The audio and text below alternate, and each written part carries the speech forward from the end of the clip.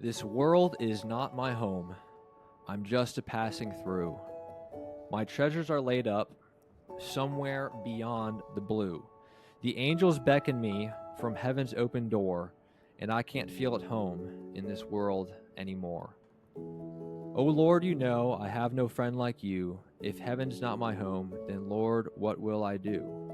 The angels beckon me from heaven's open door, and I can't feel at home in this world anymore. And the song goes on. This is a song, This World Is Not My Home, by Jim Reeves. Welcome back to another episode of Kingdom Commerce. I am your host, Cooper Peterson. Today we will be joined by Dr. Oberbrunner, Berry Chair of Entrepreneurship at Cedarville University. If you've been watching the podcast for any sort of time now, you've seen him on the show a few times. We're going to discuss a few things today. Number one is going to be, what should the Christian's mentality, the Christian entrepreneur's mentality be towards entrepreneurship? What is the point if Jesus is coming back? What is the point if heaven is our home and in this earth we're just passing through? We're also going to be discussing and giving some updates on what is happening at Cedarville University with Q, the entrepreneurship org, as well as the Impact Conference that will be coming up. So I hope you all enjoy this episode. And without further ado, let's dive right in.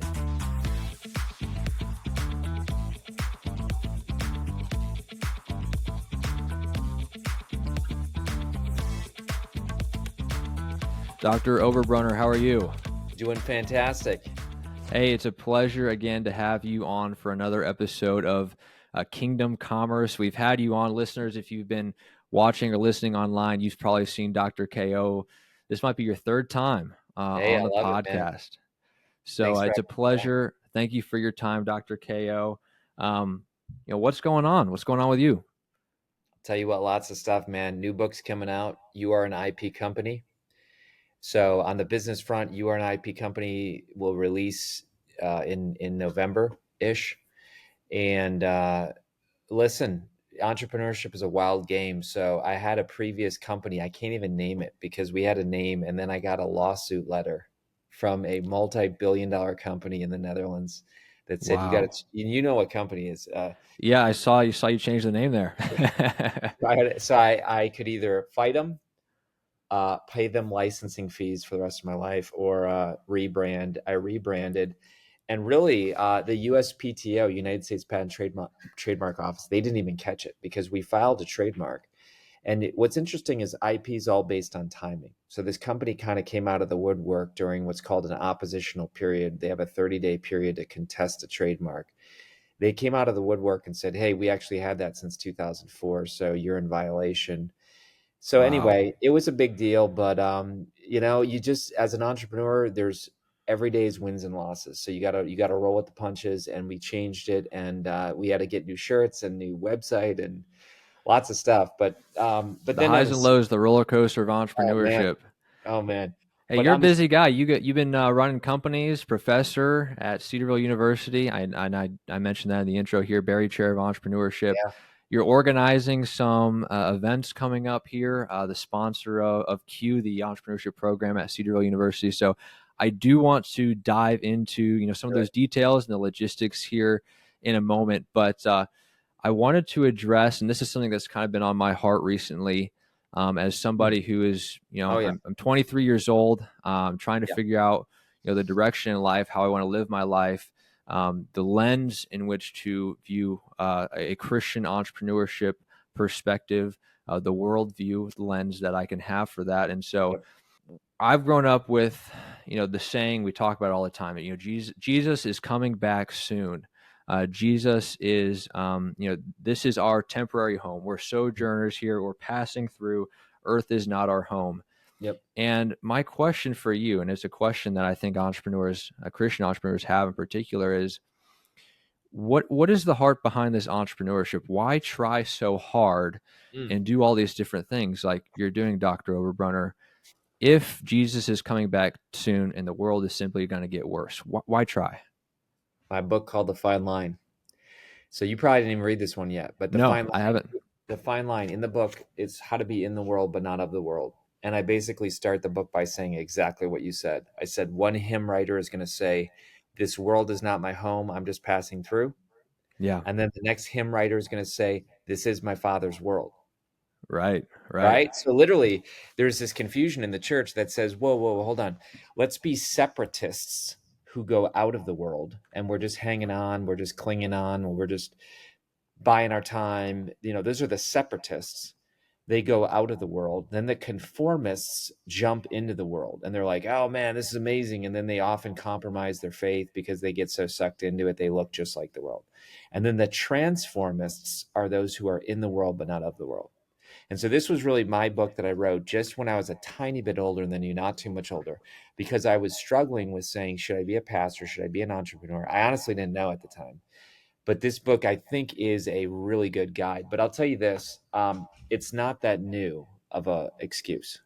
And you might say, what are you talking about?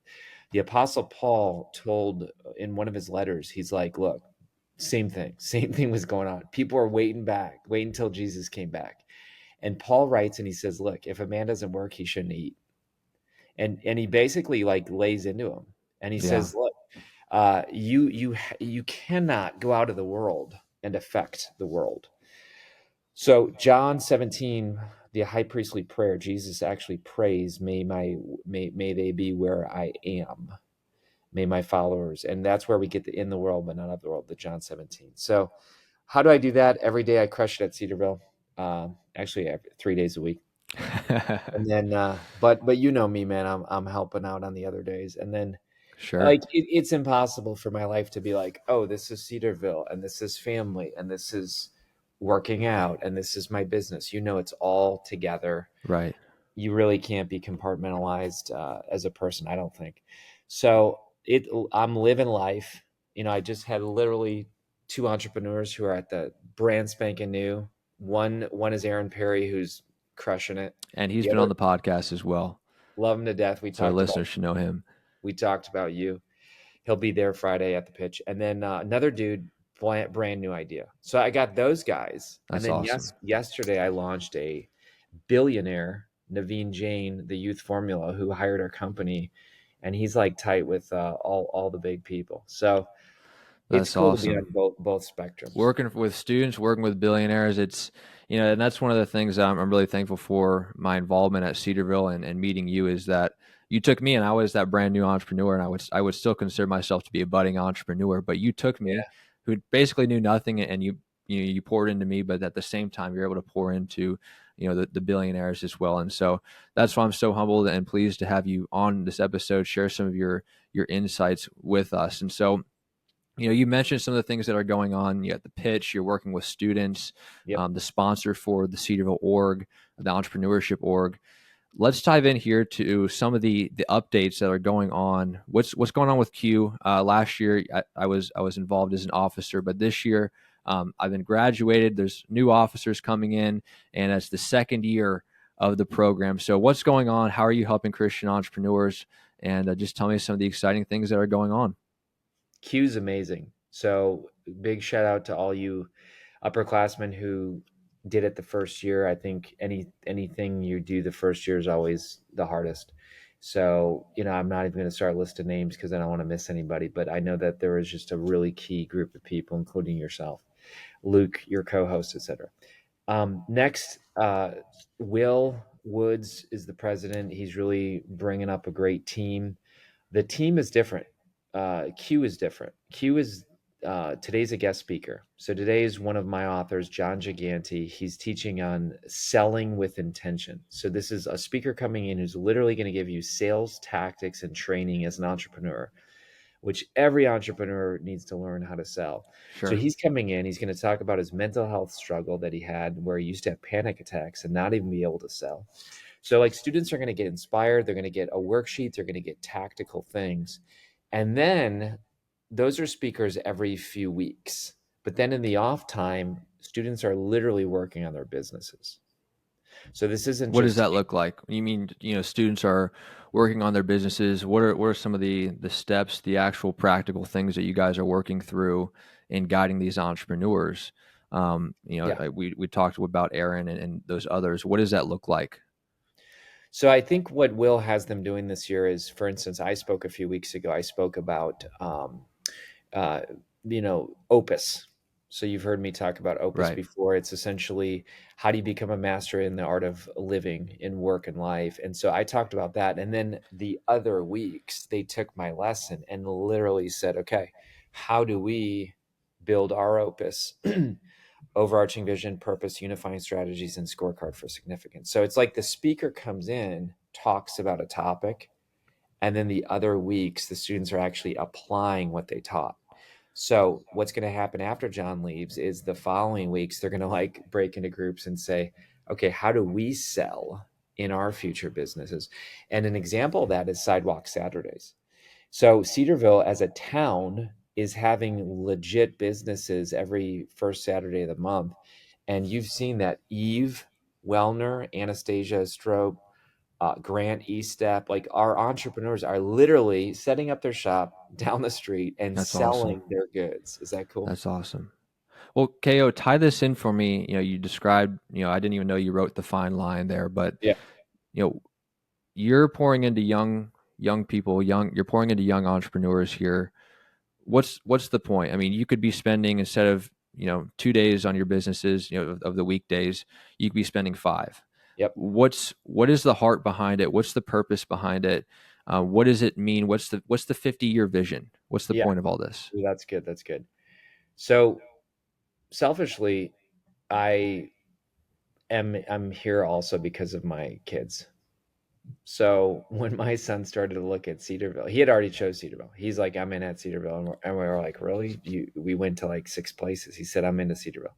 That's Then awesome. Cedarville reached out 2 months later and said, hey, do you want to do a professor thing? So that's clear that he chose Cedarville before. But the beauty of this is like, I'm actually his professor this year.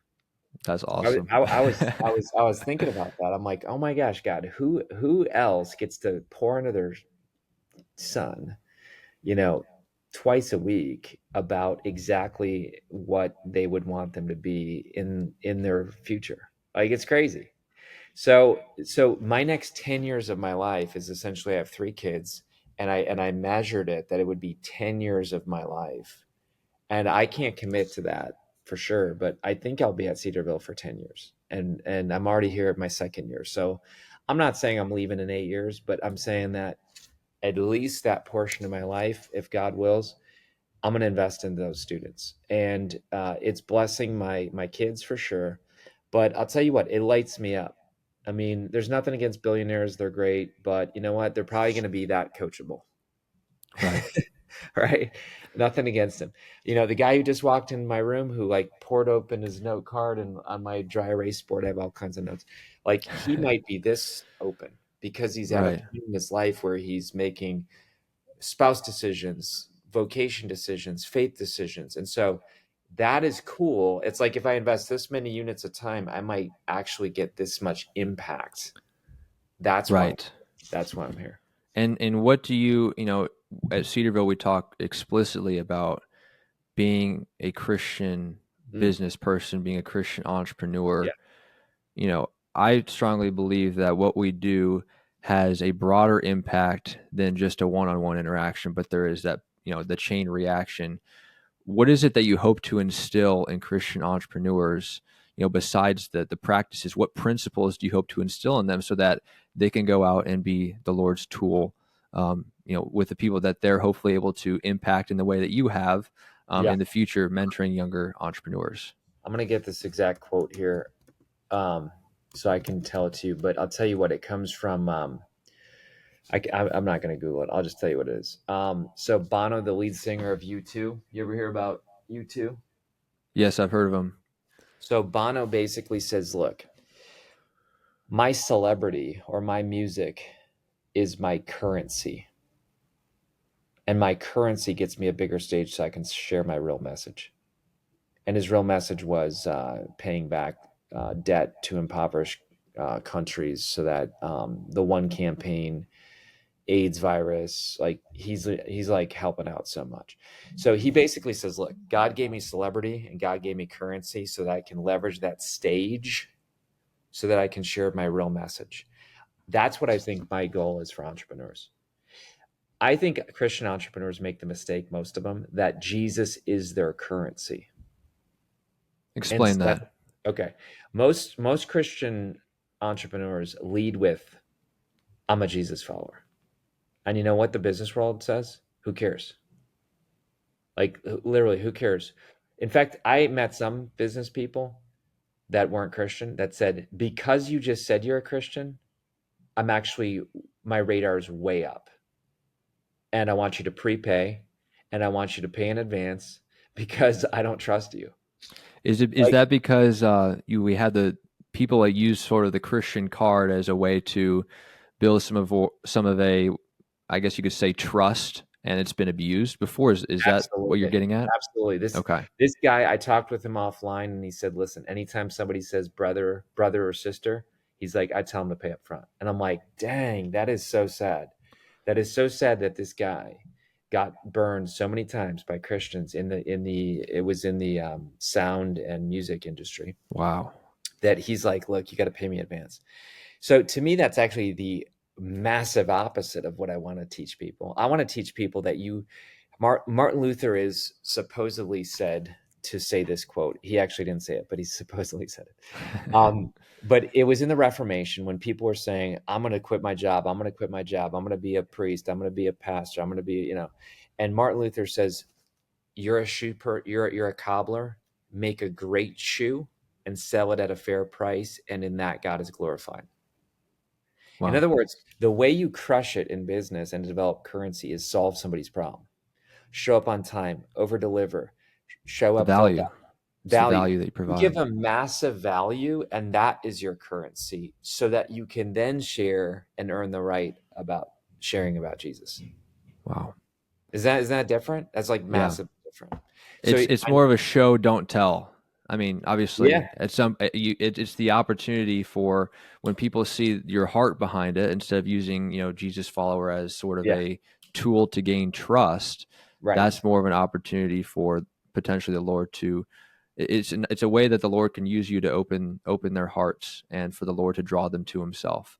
And so There's another that makes quote. a lot of sense the way that you explain that. Absolutely. There's another quote. Preach the gospel to all creatures, and if necessary, use words. You ever hear that? I have heard of that. Yeah. So I mean, it's the same thing. It's basically Matthew 5. It says, "Let your light shine before men, that they may see your good deeds and glorify the Father who's in heaven." In other words, don't not share, don't not do the good deeds. So that's the point. I know we got to roll, but I do want to give a plug for Absolutely, go for it. cedarville.edu/impact. The Yeah, I'll put impact. the link down there. Yeah, man. Like, I think this is a real opportunity for all your listeners, because for the first time ever in this amazing $42 million building that was all donated, we're having pastors and business leaders in the same room. And a lot of them are going to be also students. And we're going to talk about what does it mean to be in the marketplace and on mission. cedarville.edu/impact, October 25th and 26th. Can't wait. And I believe the mission statement of it was maximizing business potential while staying true to Christian values. Is that correct? Something like that. Something like that. So Yeah, yeah, what Dallas Jenkins, Earl Seals, some other big names absolutely. coming in. So I'll be sure to put the information below so people can check it out. Do you know if there's a live stream or sort of a virtual option? I don't think we're doing that, because I think that the real magic is going to be in the room where, a speaker is going to speak, and then it's going to be like, hey, pastor, student, and business person break in a group. And, so I think there's going to Okay. be a lot of cool stuff So there. show up filled up in person. Love So, it. Dr. KO, I know you got to jump. I've kept you longer than I said I would, so I appreciate you jumping on the show. Any Awesome. last words for our audience? I just think show up filled up. And Cooper, I'm proud of you. I probably mention your name 3 times a week. Seriously, as a success story, as somebody who's out there, not perfect, but crushing it. I appreciate you, Dr. Oberbrunner. Looking forward to having you on another episode soon. Take care, my friend. All right, we'll see you. Bye.